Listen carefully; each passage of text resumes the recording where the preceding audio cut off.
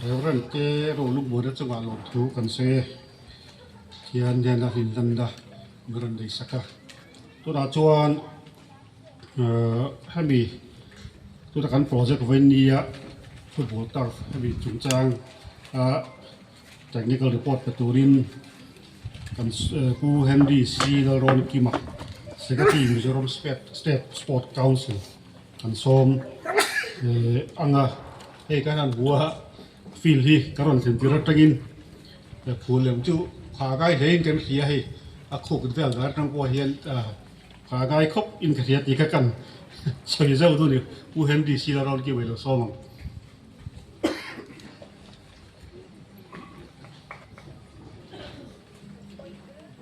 kan khol lian pubi Lalchhanzova honorable minister putila limpuya honorable MLA vice president PM pulan nun nema le voina som big te in zawain Mizoram State Sports Council ayo in chi bai kabu ka cheu he voina hian Thenzawl hetiang hun kanan mang thei kalong lea abul tan nan thum ha reng deu lekin sa sang ni pariat akhan first posting in video share chi pin karon ve a hetilai mun te po anon tlo ve thina kalung te po len thar ve viawa khati hun lai kan VC te khan ron chupla ram rem chang lai te hi ron en ve te pe in te dan te po mang an tia lu tirin ti felwang lai khania ke ni ai mamozo kan mang ka du lo ve katia tuna peace city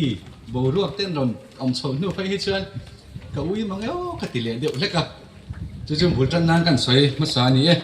voina hian report toite in kan pedona he artificial football turf Thenzawl siam nan hian Ministry of Minority Affairs atangin PMJVK scheme noya jun ni som pakhat sang ni som ni panga khan crore som pakhat 0.856 sanction donania na thok tu thanna tan hian open tender chuani in a tender po hi kan uluk hle a kan minister hian a thiang nge kan thlang thin tur ani ati hi sports department na kan kalpui thin dan ani a chuwang chuan open tender mangin MS Decor India Guwahati Assam tekhan ani ta a when I hear representative of Decor no mem anon kalta anyone representing the please stand up. As you can see, these are witness to the start of the foundation stone laying of this artificial turf. May I remind you that the work has to be perfect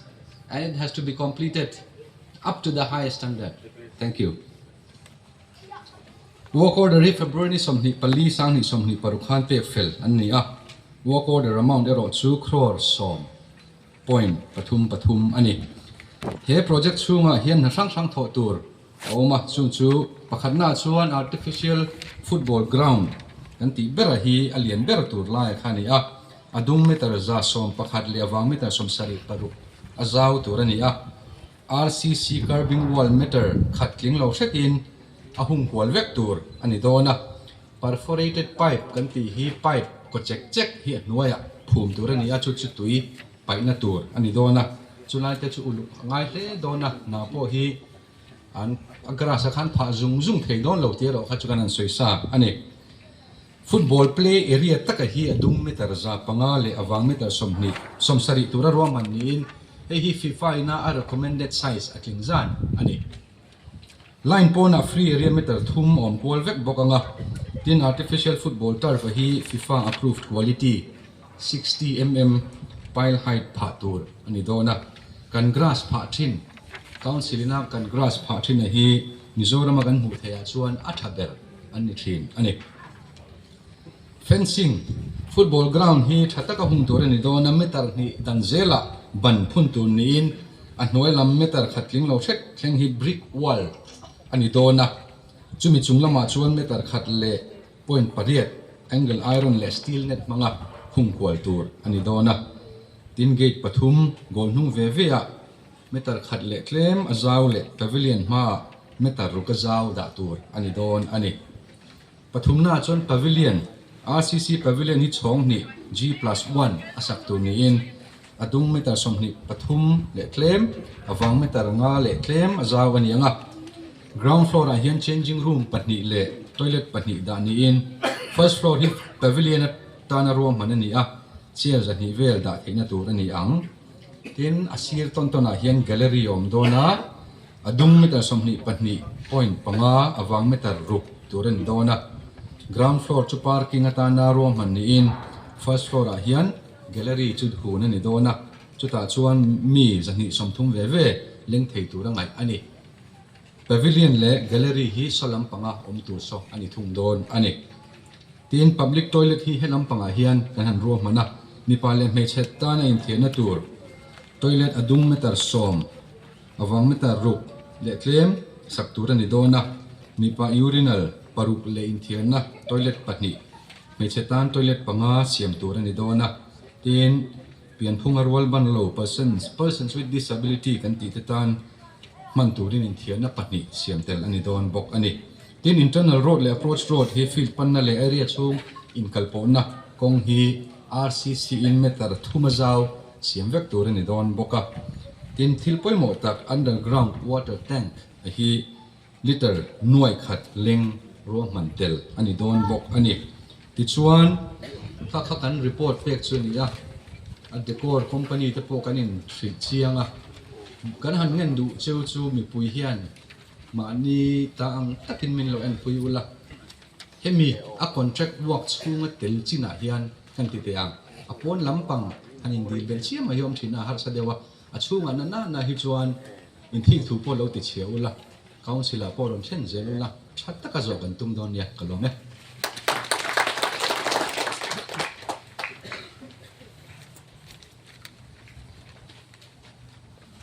UMG Sila Ron ki ba secretary sport council chunga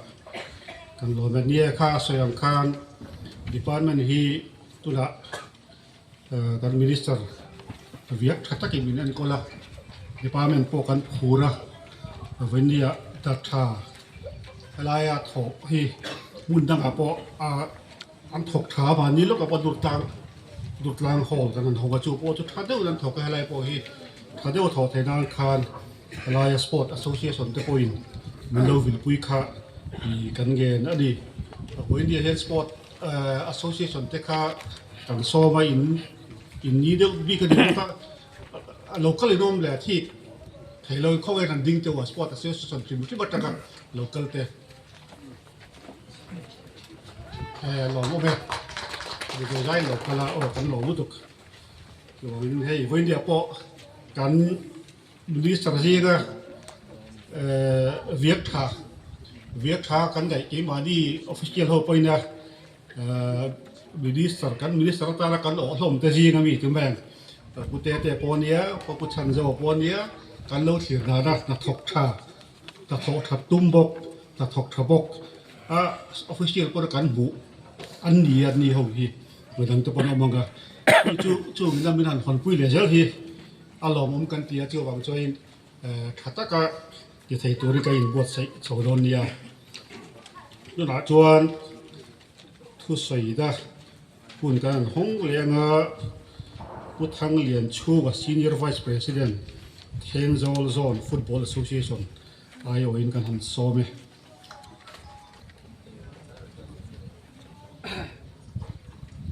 Pu chairman Pu vi la sang li IS commissioner and secretary sport and youth services department Pu bi Lalchhanzova Minister of State amaro joyam tu te Pu Henry C Lalron Kima secretary Mizoram State Sports Council MSSC atanga official local te Thenzawl VC ZPM block tele NGO atanga local tele TZFA ka thok pui te le voinia program mga local song te izagai chunga long thu ga sei rualin Thenzawl Zone Football Association mingin chibai kan bu lu chawni Hey, when you Thenzawl tan ni poi mo tak ning ka ria a ni sin che tak ning ka ria kan ngai thak ta kan khan kan feel hi phulem Phahna tura ta na voini Lungphum ban phum hi alo ma hei kan ngai thak ta kan tul khop maya khu em maya tuna changa hun relo te chuan phulem ra taf chunga hian kai fiam mi te po en khel kan be sei do ni hei tuna phulem kan Phahna tura ma min la sak tu kan chief minister bial tu mele ni bok pulan du om ne na hian lom thu sei tu kan nga lein ka ria a hemi phulem kan Phahna tura tram ma sai mele ani lai chang to khan a te nai ka lo sei to thina ani chuan kan an ne la kan sei na te min ngai thak saka ti dan kong min gai to thina ani ama ro chu MLA Phang riwat atang chuan na thua har ria te a sei thina ama ro chu kan sarkar huna hei su kan la pha mang atia voini hian ZPM sarkar alo ding ta a kan feel hian ngai sak tu aneya voini hian bulal du oma chief minister malak na in he feel hian phulem kan pha don ta ani alo mom kan ti khop mai he bulal du oma chief minister in helai a phulem Phahna tura ma min lak sak na zong ai Thenzawl mi puite le abikin in fiami te kan lom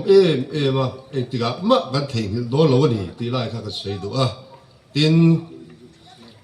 pu lang hing lo wa Minister of State Sport Department chang tu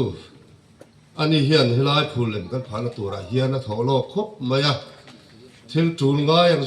zong min buat pui saka kan chief minister tene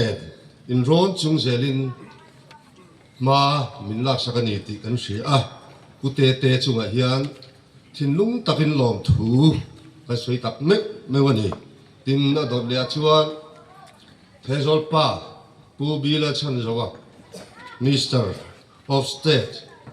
ani hi he kan phulem Phahna tura ila tholo khop mai a zolama mani khuwa phulem pha tur ani ti a hriat khara phur khop maya a theyang angin om buna te a tul ngai te lo bekulin he grass Phahna tura ta ni na tholok mani ti kan sia a chunga hin lom thu ka sei tak mewa tin anela kan request du chu hei ani ten hian football khel ho kan nia helai dia thi chu kan pal sa ve view thina ni he phulem kan pha zo huna chuan veteran tournament te kan siam chu ta ko chu a khel turi ron phei nge kha kan be se ya ama po hi kan request du ni ti chuan he dra phulem kan Phahna tur ta na ma min la pui tu Thenzawl VC te min khur pui ma in chunga khan thin lung takin lom thu kan soya tin ZPM block lam te ani pon thul angin ma min la pui zela alom kan ti a tin district football association pon phulem pha kan tuma hi an lo hria min khur pui ma voini a po hian he program a ron kal tum an ni a ama ro chu program kha lo mu chok chil deuh leka miron foda karong kal lo mai nga a hon huna te atam theng dar ron chu tha ka tum do nia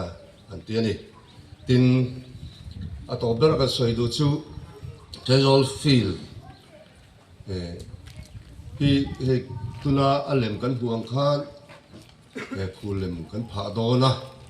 chu ta chuan pavilion le asir tontona gallery kha ron king te lor fencing tenen chu ta chuan hei chim lampang tura kan gallery nei hi hei thia vet tur ani a ba ki chu thlang lampang pavilion sirami khu thian bokanga a ba ki chu rin tur lani ri chu da chuan voinia kan soi du chu Thenzawl a hian phulem kan pha dona ma kan la tian pavilion te nen a sira te gallery te aum dona abap apo hi ti chat zel tura Thenzawl Football Association chun ma kan la do ni chuan a area po hi ke ni chuan khang gallery kan siam thei huna tan khan kan reserve tat do na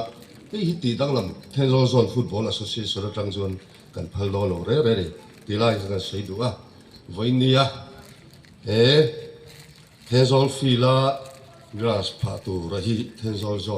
Football Association chuan Thin lung takin long thu kan sei ni hello me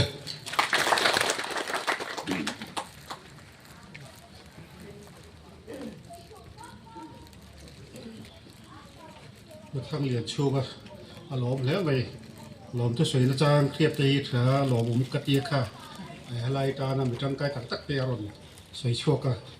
hun dik tak ka ron soi chok ni na langa ati lom le ka khia nia hei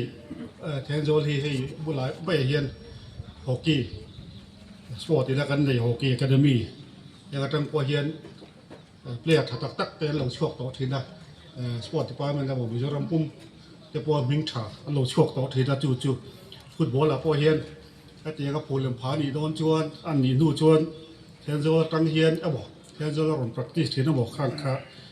mi ming tha tak tak la thiam tak tak players tha te po ron sang short zel to rin kan du sak bok chewani tu da chuan pu bi la rem sa ga VCP Thenzawl South tu so to rin du zo zo so to rin du so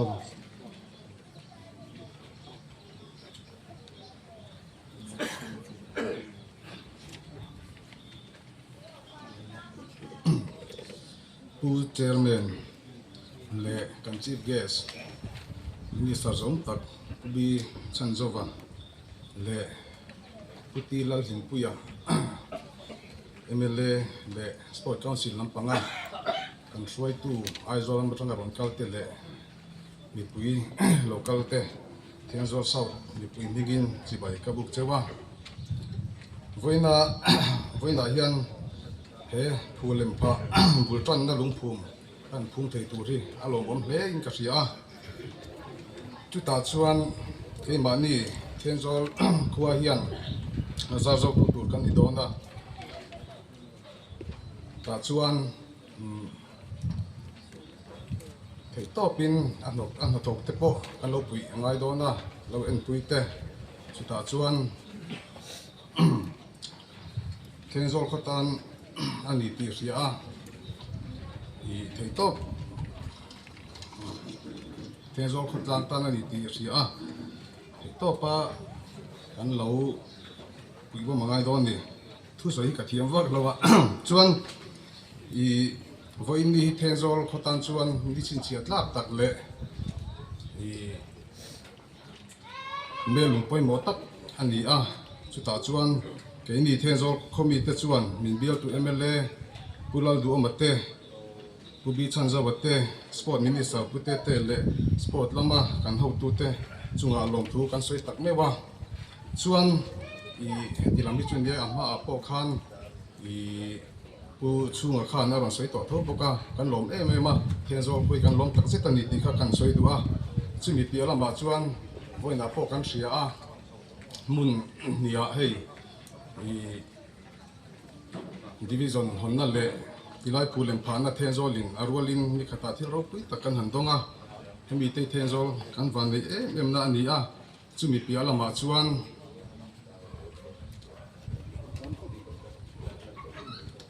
sarkar tuna kan sarkar son chak tak mai hian Thenzawl khuwa hian na sa takin ma ala ama ro chu chumi pi alama chuan ke mani south area chunga I na an thote hi han puan zar ve rim ni ka du chu te chu mani nimin pia khan Thenzawl I solar plant atanga Thenzawl substation I po pheina tu sui kan deal to MLA CM di bok pulal do mana I cheng noi za som thum chuanga I sumaruam ban po min khan na tan ani to a alomum kati le maya chuba ka kan area chunga van tong kho thla so bula son rop wai om don boka chumi mai ni lawin tu na hian women hostel saklai mek om boka chumi ba ka chuan meka ek I saklai buran tan mek a so so mizoram in artui tamzo I vairama changa kan chok lutin I ziom na turata na so kan malak na hi akal mek boka chuan ginger processing unit I a om boka tuna chuan hemi solid waste management center hi saklai mek ani boka chu baka vantong higher secondary school poso tuna hian I ZPM sorkhan nuwa I thilro pui tak kumrei lo te chunga I minti sakan ni a he hi mani area chung chawanya kan area pona poina sa takin I na an thokan ni ti kha kan soi ve du chimchima chuan I voina hei kan khopa Lothazawl a Lungphum hona te aron nei boka alobom ati hle mai kha jong kha soi te tong me ro se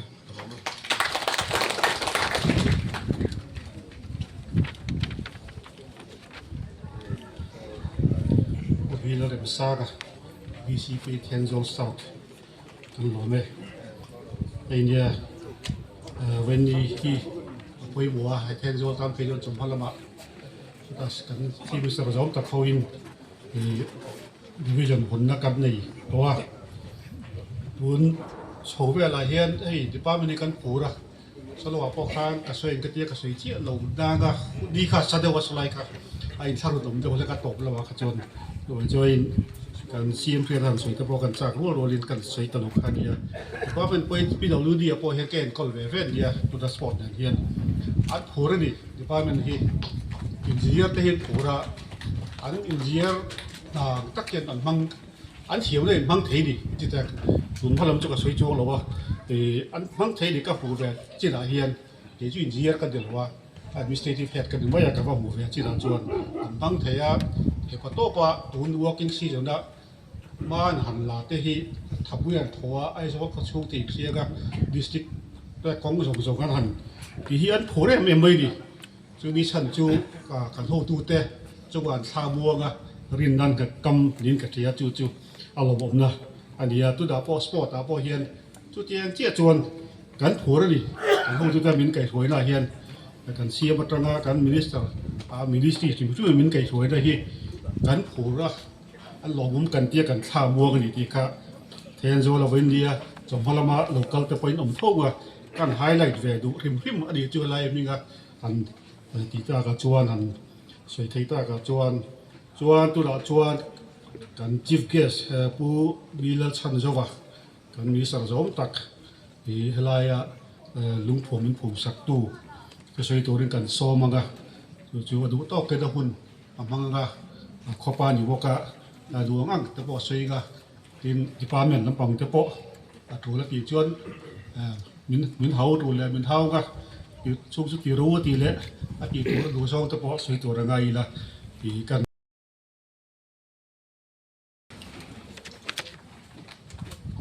voina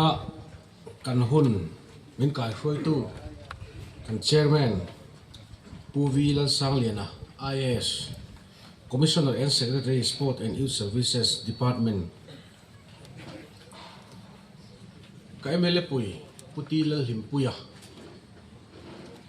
tin ZPM General Headquarters second Vice President pusila no nema technical report toifel tak ngai nom taka min petu pu Henry C Lalron kima Secretary Mizoram State Sports Council te pu Reverend ke rolung mo na pastor in charge Thenzawl Phil Veng punser Phumtu te voina Thenzawl Village Council roi tu te tin party lama kan tho pui block lam tele min ron troi om tu te Sports Association lamte NGO ayo te khotlang roi tu nu le pa te tin technical report ta alan angkhan MS Dikor India Guwahati Assam helai thok tu te invain chibai kabuk chewa tin headquarters lamatangin kan media department ten min uap buka longom kat ti hle ni voina hian thuma ka soi tu hi thuma de uvek kha ani mayanga mani khuwa thu han soi hi chu han ham chop tu hi tam khopa ka soi rei lowang ka tingota aizola ma ka thian ten atol panala thengai rei thawang min te rei vak lo kha tumila thuma han ti khanin voina kan thil ti mek te nena in kai noi chi sang sang em mo han soi ka duwa keima nu na hian thil pakhat kheng ve thin hi oma saka sa ko som ko panga aizola metric kan pass nu khan le khazir turin kan phei ve a BA a geography ka la a kum hi ka chol nuwa eng subject nge pok ka khiat ngai reng reng lo master of social work ka la ta dei maya khalama kal tu khan pathian ni min lo ru ta ni che kan chu chu tiang chot NGO te dinin kan manga ram ve na te lo om ve a ti hian MLA te ni in pulal do ma kai khoi so kara minister te kan han ni ve mek ania pathianin ami hing siam te hi ami mal angamo chung ko angamo khotlang angemo hian kan malama hian thil tha tak tak hi min lo da saka chu chu mi hing te le akhua te hian kan dream phalo kan dream ngam thin lo bani he fi la nge hian ke po saka chu ko som ko khat ko ni ko thum ko nga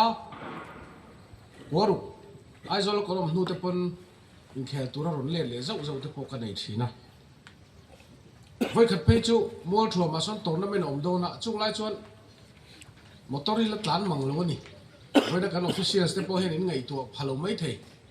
motor han be phe na mai tur khom si lo wa mol thua ma tang au Thenzawl tang mol thua mi ke lirin atlanin kan tlan kheng thak mai ni chu tiang khopa tumru thin chu kan ni a tin Lothazawl la ka khel pui to thin deu khan ding ve re te u a khel phau ve kha o kan fa tle mang ring ve ai kut bek te u a long me helai hian kan lo tal pol ve na sa thin khop maya ke phei chu khi lama khian kan in na oma he lama hian kan le ta oma kan le thi kan in ang me kan ngai ani wang khan kan fe kong ani helai fil hi fe kong ti chu kan lam le ho lam kan pal sia mai ni tin hi lung len tha khop maya Lothazawl hi o Jerusalem ka thei hil che chuan tiang deuh tho khan Thenzawl mi hi chuan helai Lothazawl hi kan ngai hluwa tuna phul kan han pha tur po hi ani na taka chuan lom si ui si in kan omani ui deuh si ti vak ngai na he to chuan si lo khovel kal zelina min pal chho to si kara kan omeka chuwang chuan a sports council lampona an soyang khan that takin in chhir om lo takin helai hi kan ti tura ngai la a tho me ti chuan mi khigin malam hun kan hrelo hle a kan talal pan thil tha tak tak kan dream pha lo te alo da thina voina kan village council chairman voina hun mang tepo ini ve ngot don mun le chairman hi ti tu khopa kan nau mun lek khan khotlang an lo soi ta a tina join VCP mari le na tepo kan nau te an nia khotlang an lo soi ta a khatiang khan na lui an tri la na thar ten mun an lo lo thina ni helaya artificial turf pha tur ani ti kan siat chho than tir khan sports minister po ka thengang in ka fui ve a kan chief minister te po kan thengang in kan lo soi ve thina INPR minister kania voin Thenzawl ka rong kal tur po hi PWD Thenzawl Road Division honna local ka ni ber mai voin hian ani na taka suan INPR minister kan itam nu hian kan rama infrastructure le thilpoi mo hi jong kalzel ka du ni ka tia puvilan sang lian tenen po hian faith bridge sairang kulai si mui airport road te po kan zu hong to chu ta po chon chairman ani ya kan lo in zui to a hetiang anga a foundation Lungphum tu ni hi kain bei sei lo sima adil po ka dil lo a soi po ka soi lo a sport minister ber khan chin lok khang kan in bia e delikal turin kai bot sei me ka atia pudu PWD division hon tura kha karon troi om che ngai ni Thenzawl pa ka dia solama thil tha a then don ni joka kalve zel ngai ni ka tia pudu hian min fiam pe khopa a kabiel hi mi chu pui tan dewing ka hi tia a kan in fiam du na sa thin khopa voit lai daru ka prime minister in khovel thil thleng vel me ka India rama chief minister te online meeting ne tum sia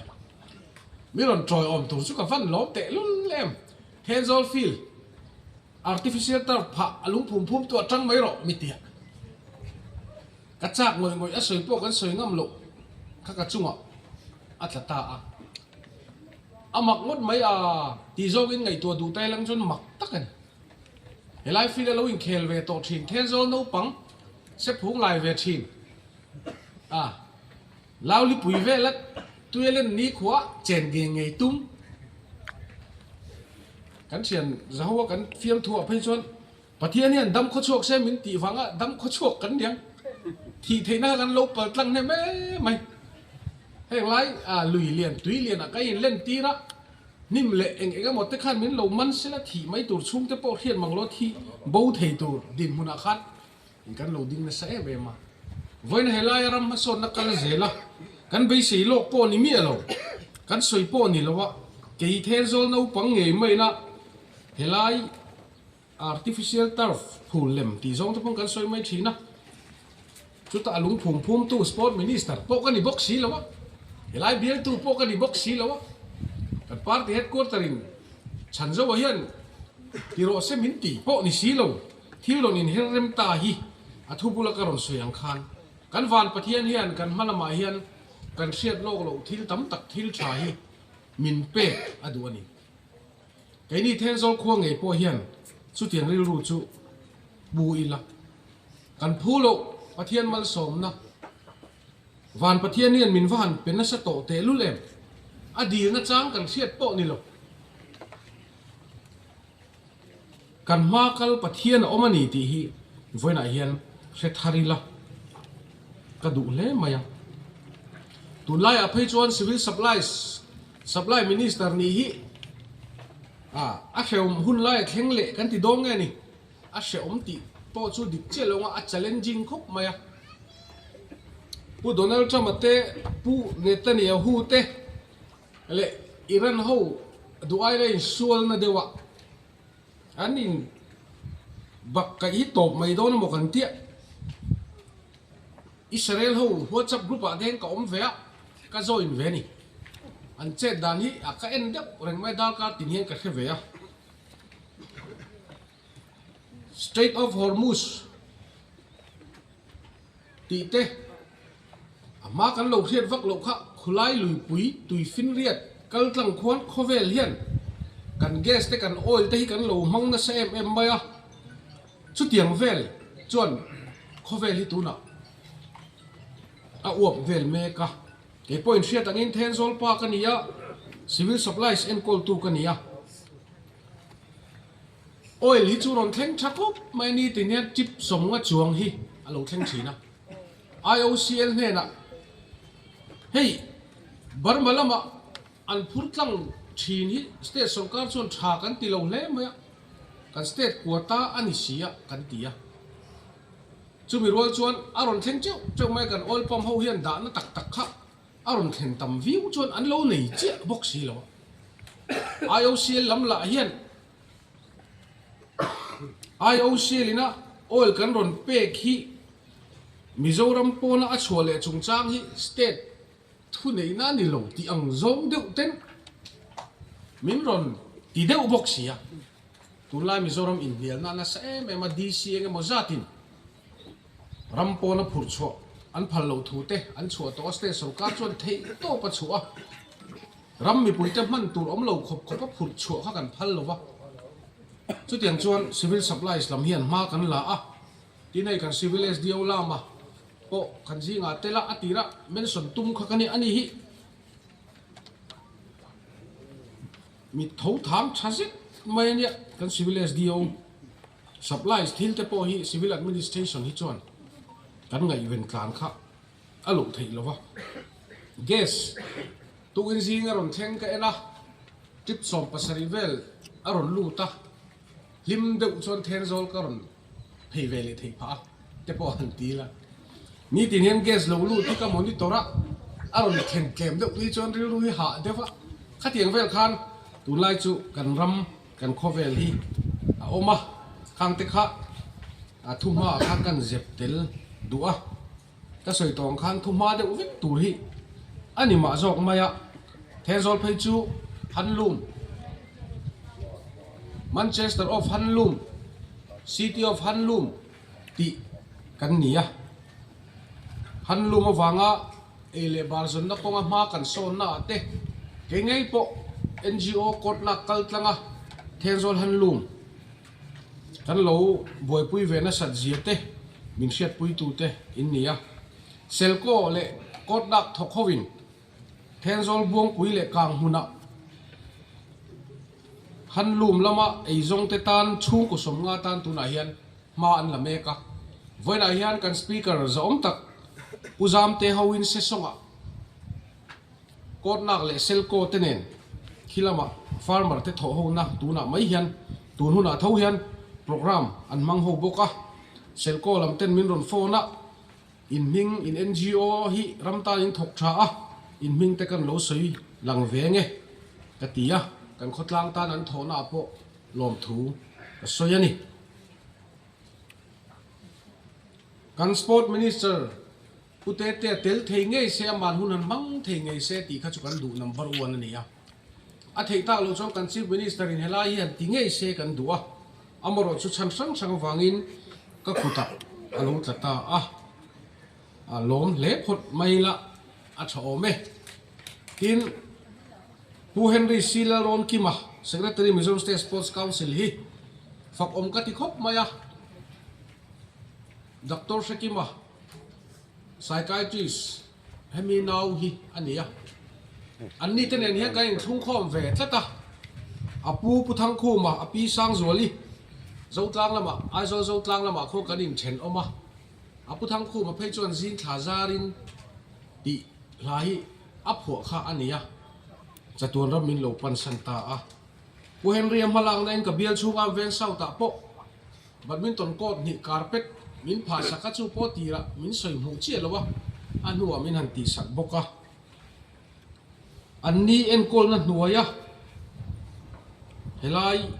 feel kan han pu pum thei tur hi thinlung takin kaloma tin kan appreciate le du po MS Decor India te po on the spot thata ka in tho nga yani hanti lai te ka ke ka ngai san zong ania kan rama kan khua infrastructure abik takina lian tham deuh alo thlen don te phei hi chuan a kho nei tu ten a chin chuakin traffic sela cheng za khange mun le tu te nge contractor khamol le in tia tho tur nge mun le tia in zo te hi akal phung hlui zia khop mai ke ni chuan hei tu na po a ground dan tur an zo hun a ground dan tur te po an han sem thap maya an zo hun a hei la kol tha thapila Lungphum in phum ni min en khan a ven ang lo enge om zia te po kan ti du mai then infrastructure kan tho me ka hi kan thap pui tur ani kan chet pui tur ani lo tin person with disability kan ti trong kam pakata chon differently able pian phung rol ban lo te ta na toilet than siam sakte a tha le maya chu ba ka pian phung rol ban lo te tan po a wheelchair te po adin nor lu ve thei dan tur te eng mo te po ngai tu thei ani chuan at chale in karinga mi zong zong huap zo infrastructure cha barrier free infrastructure chu tiang kan din chu apoi mo khop maya tin artificial football turf FIFA approved quality 60 mm pal height pha turani ti te ani ya along om lein ka hia a contract amount po crore som le point som thum pathum ani bok ani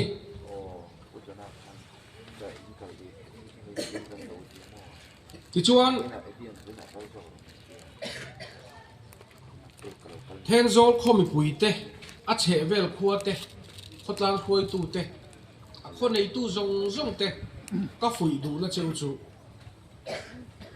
he feel siam mek tu ra hi iral thir lawang u nei tu thin lungpu takin i wal khamang u i support ang u a thok tu nge ron lak lu dom kan phelo khol te pon ron la lu tanga nam dang te pon ron la lu tang chung ho lo ven him na chak takana an tho thei dan tura te po chuan a khotlang in mo kan phur le mai Tripura lama tanga gas pipeline lo lut tur te po khu ta Mizoram khotlang lama tang ma mit tlak dung lo kal phum me ka nia ma mit DC te pon min support thae me ma khotlang in min puya labor har san na tok thei an omem ti te po min ven puya khatiang khan he kan khua a infrastructure thatak lo mek tura po hian nei tu thin lung ipu thar te u ol sam te he thili nei kan ni lo ni khodang pon an in chu luaya chumi kara nei tu kan ni ti chu ipom tharin a hlutzia i kha thar te u kan ral thir chuan adik lova anei tu kan ni kan van nei sia hi i kha te u zuda ho kwan in zirti na pakhatan ne ya thil kan nei chak em then kan chak kan then nuwa lom le chong lo te hi khovela piang to chon mi van duai beran ni e an tit mau maya zuda ho le khabu ro pui tak talmud zirtir na ani keni po hi kan khotlanga thil lo thleng voinak Lungphum kan phum ta khi ho mai maya le alut na khe thiam lo ang zong in kan ril ru da lo ila alut zia hi na sa taka puan zar te po hi kan in zirtir atu khop mai tin he tiang ma som na thil lian tham alo thlen hian khotlang tan tor na chin om ve ni helai te po kal tlang thei chi lo te po an boycott an bon mai thei ni khu ta kwal de te po ngai mai thei tin zana an bung ruwa bau thau pal po om thei thil chi sang chu tiang chu khotlang hian a tur ve china a tong ve china chu po chu kan huam anga yani tin kan ril ru hian huap zau ro se huap zo ro se voina Lothazawl artificial turf kan pha tu rehi amun ma nei tu Thenzawl chu kan ni ngai mai amar chu ani taka chun Mizoram pum pui ta ani Thenzawl le chevel te ta ani sersi district ta ani rampum ta ani tia huap zoril ru kan puthi achul khoping ka khia Mizoram State Sports Council in aizola te po fil an siam zo nuwa a khotlang in ti ta tu le lutuk te awang har san na an to hi om fo ani khami wang khat kan khotlang in kan in ti ta tu na ka boro se kan ti na lama ni lova rilu te lutuk sarkar po thopui thei manglo ang chi khatiang rilu kha om lo se ka du khop mai voina kan chairman puvi Lalchang lina khan solai PWD program man na khana soi to aron thol non thawan thol non le ka duwa kan sarkar le me ka hi kan fakta view lam ai ma in kan engineer ten an thiam na man chua thei ni nan khechan tala ya hi lom om ka tia he fil siama po hian State Sports Council akan secretary kaltangin kan fuyanga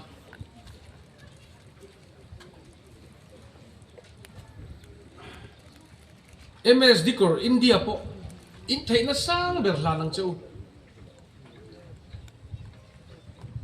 in thei na sang ber feel thaber siam turin zalen na in neya he khotlang hian thei topin a support don chewani tin Mizoram Chief Minister nilai bial ani awangin soi sel kai thiang lowa kan lo ti sol pal lom le ti kha a theng tu ani lo rilu zau tak puila chu chuan khotlang nom zo min pedona social development trong kama chuan social capital antia hetiang kan in trom thei common property kan nei hian kan khotlanga in u naw na in po na thazok a then thina ni anti ni kan chaklok hilaya hockey ground te pok hi it is the pride of Thenzawl te potila phai te tlanga tangkan thir than hring tup mai te chu moi takani a thang zo kan hring le dup bokanga moi tuk tur ni he feel hring dup ringot hian Thenzawl tlo chak tu tam tak kha a then dona Thenzawl la sumlut kha ati pung nge nge i don Thenzawl ve lu kha ati pung don ani kan thin luwa a asap trong te pon han tila a pride tak kha kan Thenzawl hlut na kha ati pung don ani chu chuan Thenzawl khomi pui te pum khat le zola min siam don ani common property kong pui te community hall te tui khur te field te biak in te hetiang kan nei that po le kan khotlang kha kan lo in thum khom tha alo nia common property nei lo khuwa ni taila in trom thei thil nei mang lo ni taila kan khotlang in u naw na kha a nget dom lo ni he kan feel nei sa moi jok le in khel nuam jok ka thuam that na tur hian Thenzawl khuwa hi in pum khat le zual na lama min shuai don ani kan sport minister ina angai poimo chu kan soyanga infrastructure te chu atel lovin kan om thei ang reng khop mai he feel po hi phul pha lo top mai la kan in khe reng thei he feel phul pha ani ta ka wang hian football kha kan thiam pha chiam lo mai thei sport ei zon na na mang tur te a competition lama mason tur hian infrastructure apoi mo lowe ti lam ai ma in training te coach thanei te rilu lam adik zonga in kai khoi te ruilo laka film tura in kai khoi te khatiang kha kan soi bo thiang lovani sport tia infrastructure lama kalwak vaka a trong moi lo ni lo se a contract lam pang atam thei nan ti ni om taka infrastructure lam vak po kha a thaber chong lova a tok chin kha kan riat ve tho tho angai ani rilruwa chuan tiang hian a lo langa sports kan ti hian component pathum deuhin then taila pakhat na chuan competition lam hoi khim khim footballer thatak ni theina tur ang chi amo thil danga po ani ome chu tur chuan training te kan lana sa a India football player ni te kan chaka state player ni te kan chaka a thavek mai amaro chu competition ni chuang lo recreation nun ti limve na kim khim sport hi aro pui khop mai in khisel pha na tura tan te po chu sport ta po chu kan ru hian a huam telve angai ani competition a sang tak then kan tum rualin khalam ni velem lo taksa in soi zoi ve du na khim sport hian mun zau tak a chang ve khim tin tun lai ko vela an soi lar sports is education education is sport ten tia sport sim hi so ta vakal khanga va in film dei lam ni lo khan zirna nen kal kup turani ti zong te pon an soi thina ni chuwang chon he kan feel lo nei mai tura te po hi competition lama kal du ten changkai taka an man rualin in soi ve du khrim lung len ve wang khrim a tei lu te pon in khel ve na chance an ne ngai hey badminton te pe chu soi do ni la soi tham fe ni ni khatiang khan kan feel thatak lo om tu rahi he kho chunga sports association te department lam te pon ril ru zau tak puwa kan en kol chho kha ngai le ani ole Thenzawl hi PCT ti in puan alo ni ta a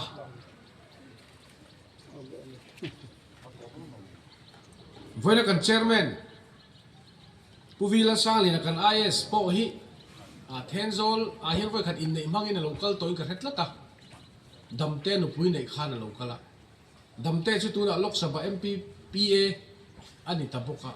simla lama mizo no pangte lo en kol thina aizol vela te anti kha anni po hian Thenzawl tan thil tha Thenzawl ma son na te chu andu le hi karinga ani po avan nei khopin ka khia voin helaya mel lung poimo tak kan phun nia sports secretary an lo ni lawatin na soyang khan solaya PWD division hon tharna ni khata infrastructure lian tak mai honna a mun ni a chairman an ni thei hi thil theng kha tak ani karinga kan officer rule te po kan soma Thenzawl hi lalben khuaya lungha namun tharau mi ten kum somnga kalta atang to a zofa te ko pui tur ti a an lo aw pui to tharau mi ten an lo kur pui to Thenzawl di in ani vek lai po a tharau mi ten rawa in chung an lo huwa Thenzawl kong pui om tak tak ma po a kho chak kho thlang chim le mar kong puin alo pal tlang na te po tharau mi ta an lo hu to an lo puan lok to khua ania Polan rei tak min opa chief minister ni chungin mak tak main Mizoram chief minister ni mek pulal do man helai ram lai ser chief Thenzawl heng lai borvel an bial le te hi ti pal thila thenga ni lo ni van pathian rem ruat ani thil mak tak keini a kho cheng ten rem ruat thiam lo ma ila zei lowin thiam lo ma ila pathian ina alo ruat lok to ani tla to wangin a theng chho mek ani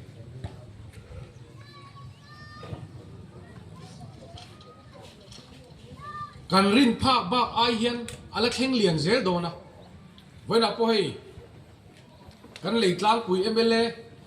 puti lal him pui po oma lung lei lam le Thenzawl lam te phei hi chu kan in po khop mai tun ma tang khan politics ti la MLA kan di ma de pun ka zin ve china Thenzawl mi kan yen tiang sia ti chuan leitlang pui paron pui hi mi hen ne le em mai khatiang khan ma son na local me ka hi Thenzawl le helai ram lai le a chim lam hoi zong hian a inzar phar ve sim din voina po chief phir khuan local chief minister ne na chief district om kan du ante man dewa CM ka khil to boka voi pon CM ne na ka soi ve photo kha chief phir chu lo ngai poi mo te chief district kan om ve mai te sen lak lo e mai ka tia khatiang kha kan trang tlanga kan thok ho me ani chief minister in amiam bial le ngat mai te PCT an boy pui mai te hi mi zo trong he dik talo nge ka he che lo a chi te hi kan tia a chi ti trong kam kha trong kam moi lo ni lo tu ra ngai la kan chief minister hian chunglam pol na nge mo tak ki chu adong ani ka ring tie me Thenzawl le chevelan boy pui mai hi chu mani fake bridge sai rang kong an su kan su hona po PCT ตีแค่สวยโลจนอมเทโลเลยสวยเต็มครามเสียสายรางเรลสายรางแข่งเรลโลกัลโดนะอันที่เก็บโปเฟรบูรีนี่กัวคานสายรางอ่ะเสียมเนี่ยนะกระโดดกัลเวดองกันที่โลกัลโรตีอ่ะกันอินซุยขานี่สุดท้ายพอชวน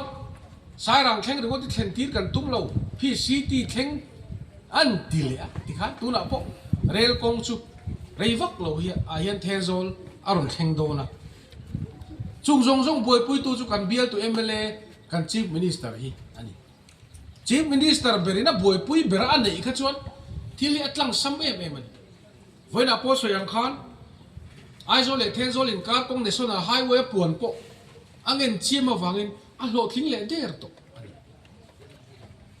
เฮลิโปดเตปขี้ขบุยะ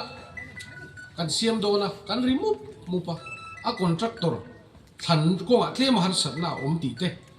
วันปกคานอาศัยข้าการรู้เฮียนหัวบโจถิ่นลุงปูเซล่ามีตั้มตักเทนโซลารอนเปมจากเต้นอมเซลโดนตัวนาเฮียนอินสังหิจริตบอร์เวลกันอินชาลงำตาเตหิอามักกติคบไหมขัดเย็นกันอินชาลงำปกกะโลริงเลยเฮตีนี่เตจวนเรย์โลเตียอินสังอาเตจูกันโฉไม่โดนตีข้าอลังเชียงตะเรียวันนี้เรย์โลเตียเฮียนตุนไอ้น่ะสายเฮียนเทนโซลีมินโบโดนะนี่สมนิปทุมจันวารีสังนี่สมนิปรุขันเทนโซละRevenue Sub Register Office กันรอนห้องนี้ครับนี่ส่งปันนี้ March คันเทนโซลตันเลี้ยว survey อร์พอ appointment กันรอนไปตัวนี้เสียชีพันกันเขียนไงลวินเทนโซละกัน civil SDO อินทุนในนั้นสร้างตักกันไปตัวtraining เลยเองบอลละมาชนอะไรเราเตะเทนโซล civil SDO ฮี assistant commissioner อันนี้งาละrevenue จู่จวนรำเตะเล่ข้างเวลค่ะอามาปวารินอัติวิกเทโดนนี่เรื่องเราเตะเห็นจู่กัน start โดนอามาสับเบระเทนโซลอะไรนี่จุยเลี้ยงอะไรนี่ขัดยังเซลค่ะอันนี้ทิลเคนดานี่เทนโซลฮีกันขดล้างควยตู้เตะขดล้างห้องไอตู้ซงเตะบุหรี่พวกก็ใส่ดูจู่เจนนั่นรวมอันนี้เทนตูชวนกันลุยดุงแต่กันหุ่มพลังงายวันกลางรำตำโจกันจุอ่างไงบุกันนี่มีมัลตาเวกมากันรำเตกันชัวไม่ชวนเฮลัยอะผู้ริงดุกฟิลนวมตักเนมาอีละโคเจนเขอมตักมาโซนนะหันตีโดนะมีมัลรำนี่เวกสีเฮียนกันขดลางฮีอักขะอัลโหลเลยอะ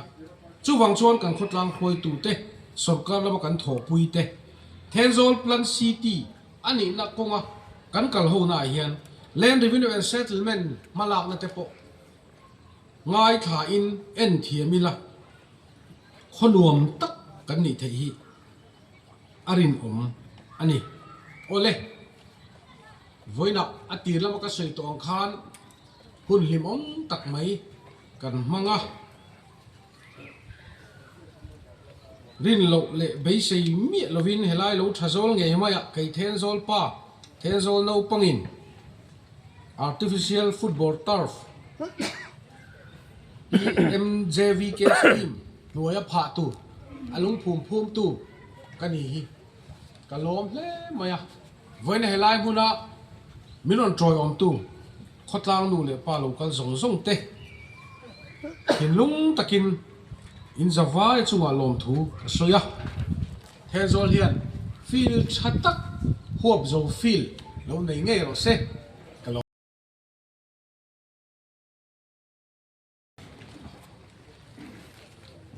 Chief guest ผู้บีลัลชันซาวะสวยชัดตักกันไงค่ะอันนี้ที่สวยที่จูอะไรน้องบ้าที่ได้ inspiring ทั้งจะถึงบอกกัน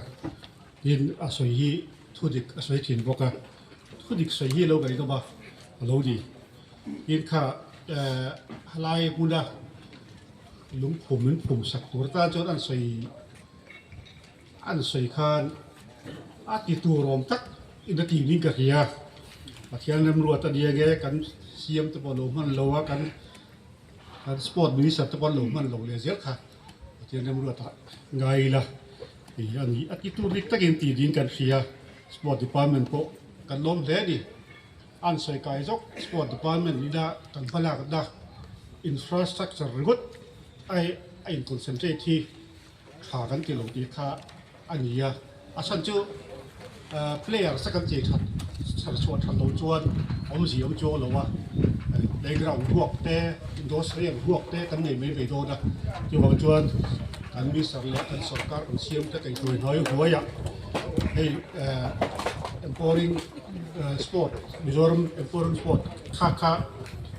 บ้านกันด้วยกันกับผู้ยักษ์ให้ผู้เห็นเรียเหตุนะการเสด็จกาวสิลเสด็จเฮียลใช้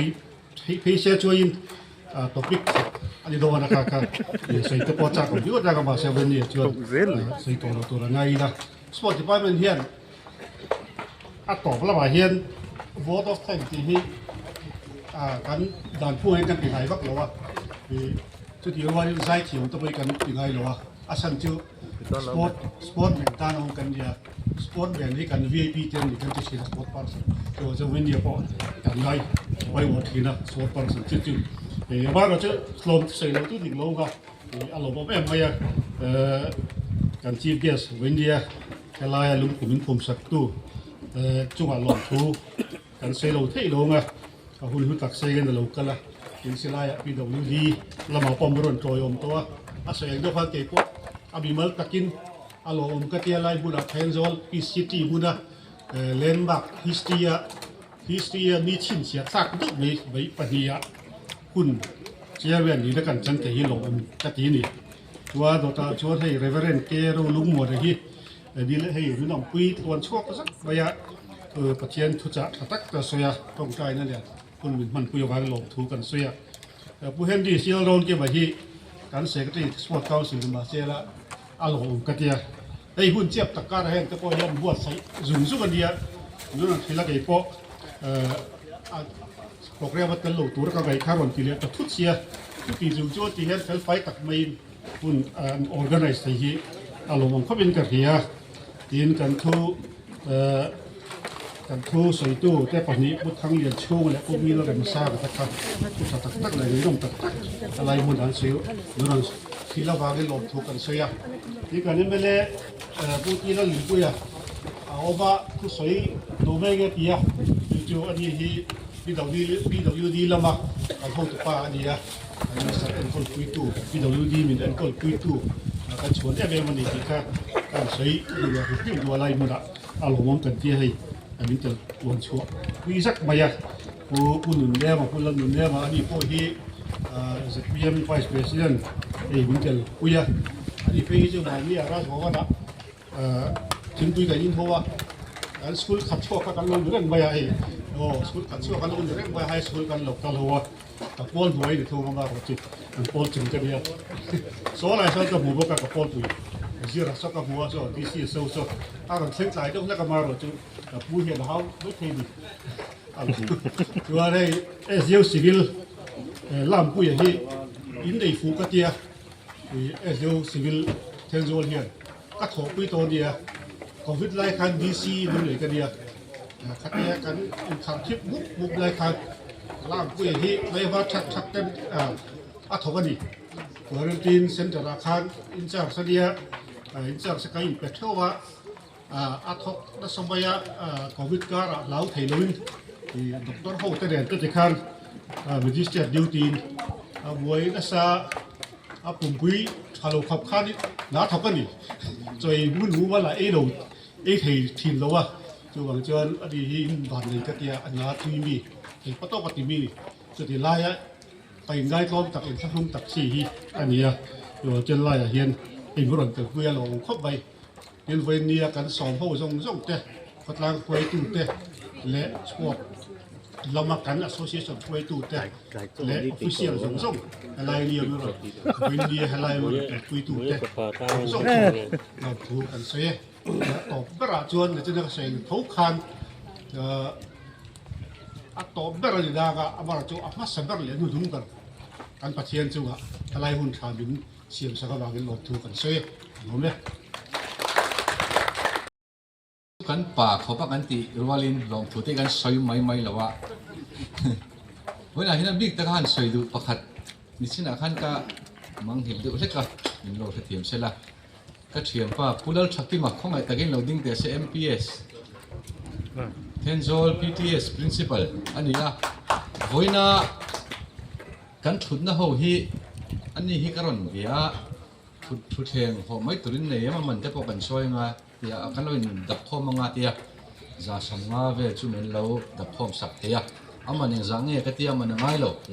ไอเทียมปากันยี่ฟังอินจุดยังอินมันเราอินตีรึว่าสุกเดียนั่งมาฟังอันนี้เรากันขวาที่ละนี่เดียวันไหนเฮียนลมถูกันใส่อันนี้เชื่อกันเราไหม